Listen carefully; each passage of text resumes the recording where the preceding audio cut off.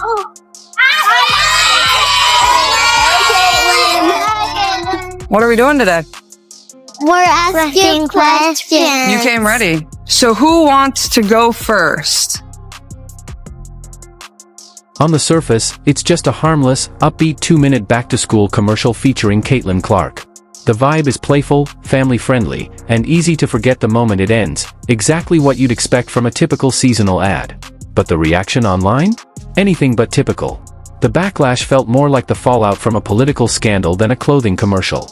Social media lit up with outrage, and it wasn't because of anything that actually aired on screen. So what's behind the fury? It's not the ad itself, it's who's in it. Caitlin Clark represents something her critics can't stand, a game-changing athlete who's shattered records, broken norms, and risen to stardom without asking for anyone's approval. The commercial was never the real problem.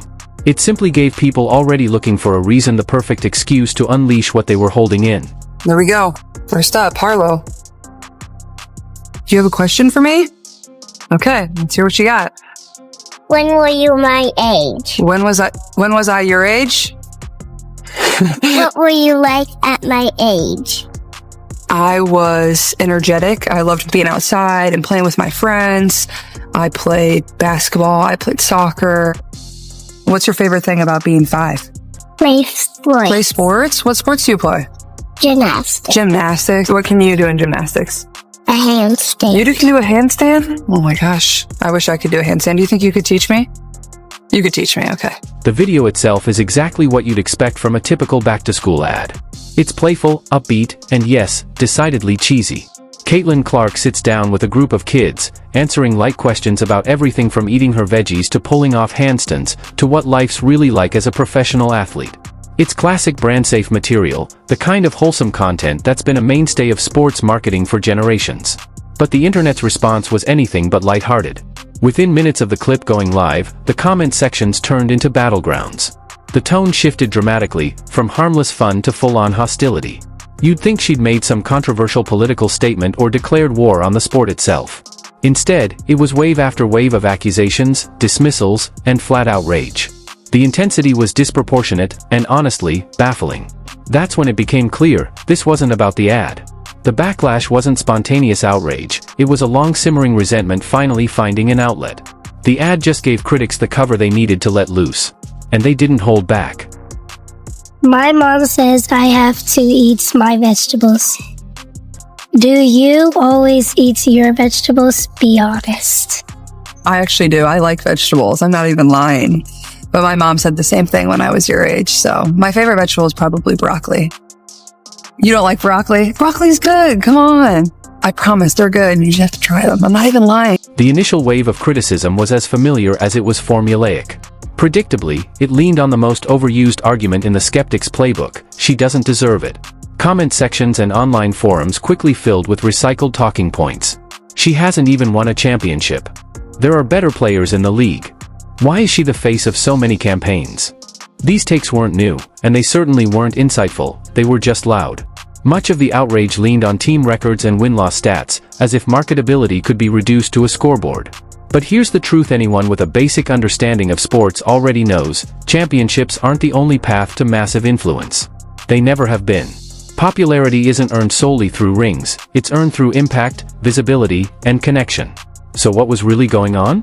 These weren't genuine critiques, they were thin veils. Attempts to discredit her rise using data as a shield. The frustration was real, sure, but the reasons given? They didn't hold up under scrutiny. Because underneath all the finger-pointing and stat-spinning was something else entirely. A deeper discomfort with a new kind of star, and the double standards that were about to come into the spotlight. As a teen, I'm always tired, so what do you do to keep yourself energized and alert? Ooh, I was always tired at your age too, I think, because you have so much going on. You have school, sports. I think the best things I do to keep myself healthy are getting the right amount of sleep every single night. I think eating properly, but also drinking a lot of water. That's always important to stay hydrated. And this, right here, is where the entire argument against Caitlin Clark begins to unravel. The criticism collapses under the weight of its own hypocrisy. Because whether people want to admit it or not, Clark is being judged by an entirely different set of standards, ones her male counterparts have never been asked to meet. Think about it, LeBron James was called the Chosen One and landed the cover of Sports Illustrated before he'd played a single minute of professional basketball. Zion Williamson inked multi-million-dollar deals with Nike and Gatorade while still navigating college injuries. Did any of that spark outrage? Were people demanding they prove themselves first? Of course not. It was treated as business as usual. Greatness was rewarded early, without hesitation. Male athletes have starred in the silliest, most over-the-top commercials for decades, and no one blinked. Shaquille O'Neal pitched icy hot. Peyton Manning sang jingles about chicken parmesan. Travis Kelce is in more commercials than sitcom episodes some weeks. And yet, none of them were accused of tarnishing the game or moving too fast. But Caitlin Clark appears in a lighthearted ad with kids, and suddenly it's seen as a threat to the sport's integrity? That's not criticism, that's a contradiction. A very loud, very revealing one. It shines a spotlight on an unwritten rulebook that female athletes are still expected to follow.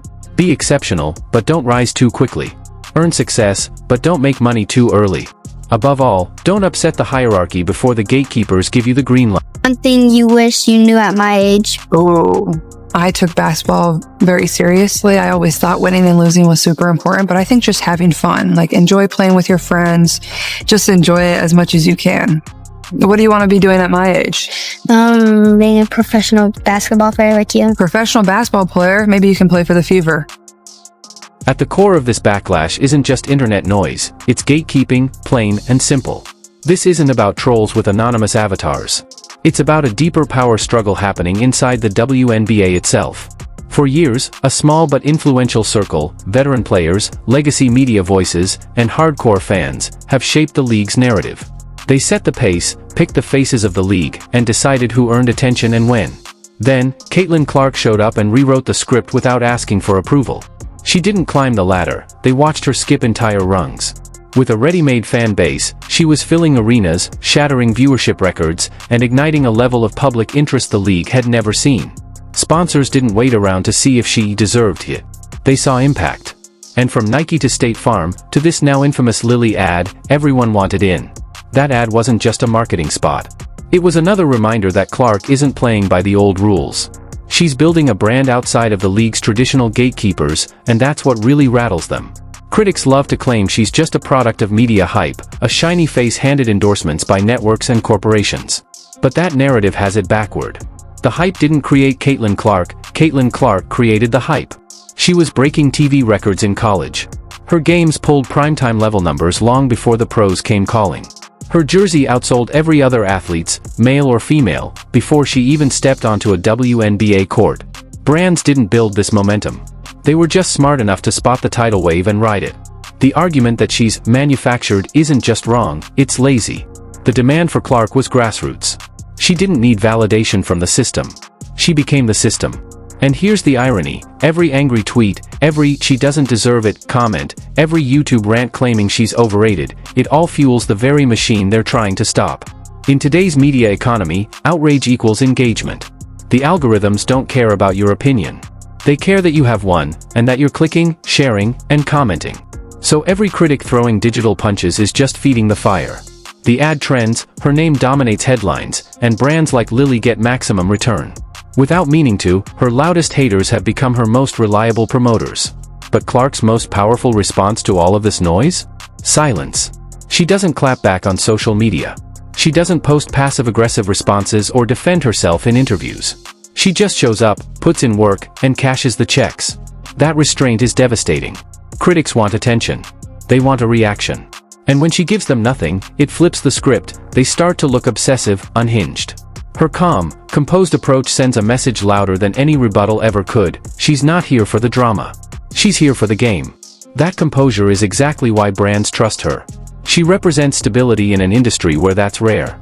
She wins, not by engaging the hate, but by continuing to climb higher while others shout from below. Still, her silence hasn't shielded her from becoming the face of a much bigger, more uncomfortable conversation. Because beneath the surface of this firestorm lies an issue the league has been quietly grappling with for years. Let's talk about the uncomfortable truth. For a long time, the WNBA has been built, driven, and sustained by black women, brilliant athletes who've led the league with excellence, on and off the court.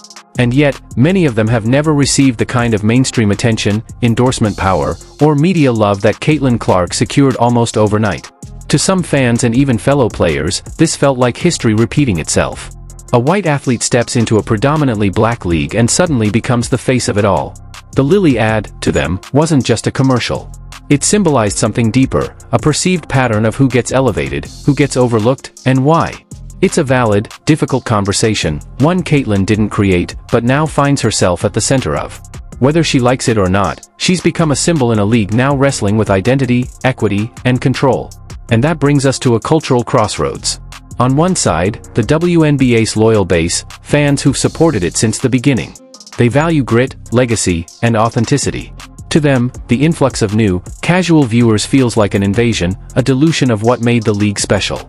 They look at things like the Lilly ad and see the sport drifting toward flash over substance. On the other side, millions of new fans drawn in by Caitlyn Clark's energy, her impact, her undeniable star power. They're not here to debate league politics.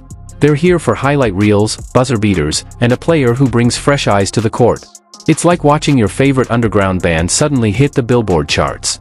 The old fans feel betrayed. The new fans just want to enjoy the music. That tension is now baked into every endorsement, every game, every viral moment. But here's what matters, this shift isn't temporary. It's not a trend, it's a transformation. Caitlyn Clark has introduced a new model for female athletic success. Build your audience first. Leverage your influence. Then let the league catch up. The old model, wait your turn, earn your stripes, and hope you're chosen, is officially outdated. Clark proved that if you bring enough attention, enough dollars, and enough cultural weight, you don't need the gatekeepers. The gate comes to you. So every time critics try to tear her down, they're actually cementing her place in history. She's not just a player. She's a blueprint. Whether by design or accident, Caitlyn Clark has revolutionized the economics of women's basketball. Her rise has already changed how the game is covered, marketed, and monetized. In the end, the uproar over a 2-minute ad wasn't about the ad at all. It was about fear of losing control, fear of a changing hierarchy, fear that the old rules no longer apply. Caitlyn Clark is doing more than playing basketball.